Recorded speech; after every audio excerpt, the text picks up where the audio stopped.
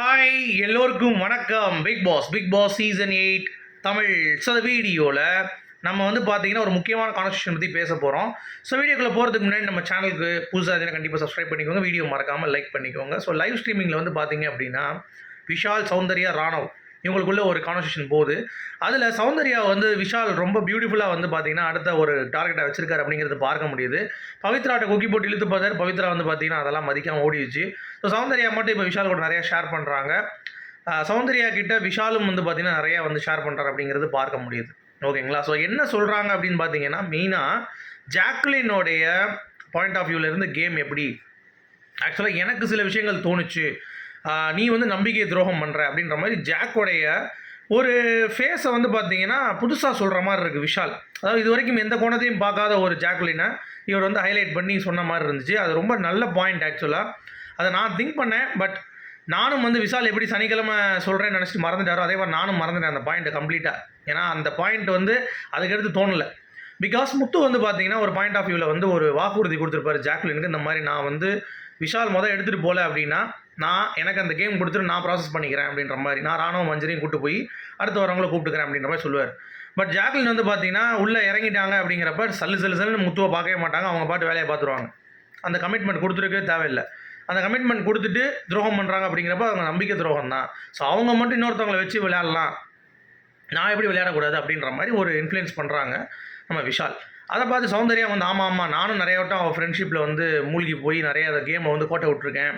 So அதனால் நான் இனிமேல் அவளோட ஃப்ரெண்ட்ஷிப்பில் நான் நம்ப மாட்டேன், நான் கேம் செட் ஆகாதுன்னு சொல்லிட்டு தான் நான் அவங்ககிட்ட இப்போ பேசுகிறது கிடையாது ஒழுங்கா, நான் பாட்டு என்னுடைய பாத்தில் போயிட்டுருக்கேன் அப்படின்ற மாதிரி அவங்க சொல்கிறாங்க. இன்னொன்று ராணுவுக்கு வந்து பார்த்தீங்கன்னா எல்லாரும் வந்து தகுந்த ஒரு அட்வைஸ் கொடுக்குறாங்க. விஷாலாக இருக்கட்டும், அவன் கேம் ஆடுறான் விடு அப்படின்ற மாதிரி சொல்கிறாங்க. இன்னொரு பக்கம் சௌந்தர்யா வந்து பார்த்தீங்கன்னா ராணுவோடைய அந்த அக்செப்டன்ஸ் வந்து ரொம்ப நல்லா இருந்தது. ஏன்னா விஜய் சேதுபதி அவர் கேட்குறாரு, இந்த மாதிரி கேம் ஆட போகிறீங்களா இல்லை நீங்கள் தானே இது அப்படின்னு கேட்டோன்னே, டே சொல்லிடாதரா நீ தான்ட்டு அப்படின்ற மாதிரி சொல்லும்போது நான் கேம் தான் சார் ஆடுறேன்னு சொல்லிட்டு தில்லாக சொன்ன பார்த்தியா, அது எனக்கு ரொம்ப ரொம்ப பிடிச்சிருந்துச்சி ராணுவ அப்படின்ற மாதிரி சொல்கிறாங்க. அப்புறம் ராணுவ நிறையா பாயிண்ட் சொன்னார். ஆக்சுவலாக முத்து வந்து ரொம்ப பயங்கரமாக ஒரு தப்பு செய்யும் பொழுதோ அதை வந்து ஒத்துக்காமல் நிறைய விஷயங்கள் வந்து பார்த்திங்கன்னா அக்செப்டன்ஸில் விடுறாரு. அவர் கேம் வந்து பக்காவாக ஆடுறாரு. அவர்கிட்ட ஒரு தப்பு சொல்லணும் அப்படின்னா அவர் தப்பு ஏற்றுக்கவே மாட்டார், எப்பயுமே அவர் திருத்திக்கவும் மாட்டார் அப்படின்ற மாதிரி ஜாக்லின் காலையில் பேசிகிட்டு இருந்தான். அதில் இன்னொரு பாயிண்ட் சொல்கிறான். அப்போ ஜாக்லின் சொல்கிறாங்க, நீ தப்பு, நீ வந்து அப்படி ஆடாத என் கேம் அப்படின்னு சொல்லி அவர் சொல்கிறாருல, அதே மாதிரி நான் சொன்னால் என்ன தப்பு இருக்குன்னு நீ சொல்லக்கூடாது. ஏன்னா நான் அப்படி தான் சொல்கிறான். முத்து ஆடிட்டு அவள் ஆடுறது தான் கேமுன்றா, அப்போ நான் ஆடுறது கேமா அப்படிங்கிறது அப்படி கிடையாது மேட்ரு. நீ ஆடுறது தான் கேமு. ஆனால் முத்து எவ்வளோ டீசெண்டாக எவ்வளோ டிக்னிஃபைடாக ஆடுறாரு. இப்போ முத்து எடுத்துக்கிட்டீங்க அப்படின்னா முத்துக்கிட்ட நீ குறை சொல்லும்போது அப்படி சொல்லக்கூடாது, நீங்கள் கேம் ஆடுறது தப்பு அப்படின்னு சொல்லக்கூடாது. நீங்கள் இந்த இடத்துல வந்து பார்த்தீங்கன்னா இந்த தப்பு பண்ணியிருக்கீங்க அப்படின்னு சொன்னால் அவன் வந்து ஏற்றுக்கிறதுக்கு வாய்ப்பு இருக்குது. ஏன்னா என்கிட்ட நான் நிறையா சொல்லியிருக்கேன் முத்துக்கிட்ட, அதை ஏற்றுருக்கேன் அப்படின்னு மாதிரி ஜாக்லின் காலில் சொல்லிட்டு இருந்தாங்க. அதை இங்கே வந்து அவன் ஷேர் பண்ணிகிட்டு இருக்கான். அதாவது என்னென்னா இவங்க தான் சொல்கிறாங்க இந்த மாதிரி கேம் தப்பாக இருக்குது, கேம் சரியாக இல்லை, அது எப்படி போகுங்கிறது தெரிலண்டா. ஆனால் வெளியே இருந்து வந்த ஃபேமிலிஸ் எல்லாருமே அவன் சொல்கிறான், மஞ்சரியோடைய ஃபேமிலி வந்து ராணுவ நீங்கள் பண்ணுறது நல்லாயிருக்கு, அந்த மாதிரி எல்லா ஃபேமிலியும் டிஃப்ரெண்ட்டாக நீ பண்ணுற அப்படின்ற மாதிரி தான் எனக்கு சொன்னாங்களே தவிர நீ பண்ணுறது எதுவுமே வெளியே தெரிய மாட்டேது, வேஸ்ட்டு அப்படின்ற மாதிரி ராணுவ யாருமே சொல்லலை அப்படின்ற மாதிரி ரொம்ப ஆதங்கப்படுறான்.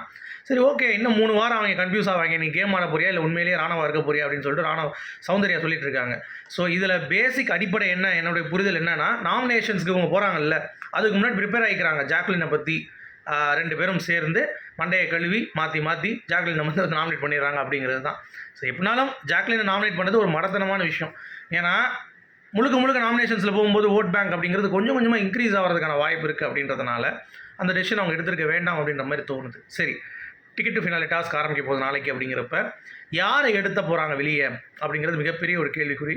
ஸோ எல்லாருமே வந்து பார்த்தீங்கன்னா ரயான் அப்படி இப்படி சொன்னால் கூட சௌந்தர்யா டாஸ்க் விளாண்டாலும் வேண்டாம் மாதிரி இல்லைன்னு சொல்லி சௌந்தர்யா தூக்குறதுக்கு வாய்ப்பு இருக்குது. இன்னொன்று விஷால், எல்லாரும் கடுப்பில் இருக்காங்க விஷால் மேலே அப்படிங்கிறது தான். ஸோ விஷாலை டிக்கெட் ஃபினாலே விளையாட விடாமல் பண்ணுவாங்களா அப்படிங்கிறத வெயிட் பண்ணி பார்ப்போம். அந்த 2 நபர்கள் யாராக இருக்கும் அப்படிங்கிற கன்ஃபர்மேஷன் தான் வரல.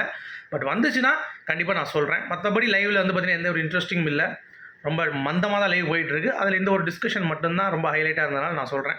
பட் ஜாக் அவங்களுடைய ப்ளஸ்ஸு என்னென்ன இருக்கோ அதை விட மைனஸும் அவங்களுக்கு ஈக்குவலாக இருக்கிறதுனால அது வந்து செட் ஆக மாட்டேங்குது. அதனால தான் ஓட்டு வந்து மக்கள் போட மாட்டாங்கிறது என்னுடைய புரிதல். உங்களுடைய புரிதல் சொல்லுங்கள். மீண்டும் சந்திப்போம். Good bye.